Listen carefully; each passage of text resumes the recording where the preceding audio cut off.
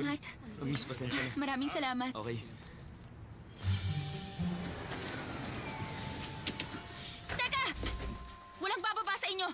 Lalong-lalo ka na. Kuyang driver, wag mo silang pababain. Isara mo lang ang pinto. Kailangan ko malaman kung sino kumuha ng wallet ko. Miss!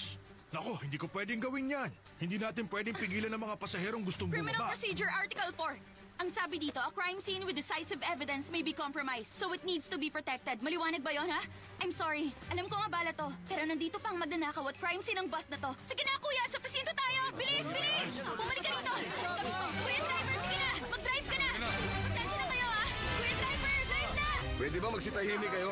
Sinabi na tumahimik kayo! Palisin niyo na ako! Ginagawa natin dito? Miss Ina, isa ba sa kanila kumuha ng wallet mo? Opo, sigurado ako. Pero wala akong makita sa security camera ng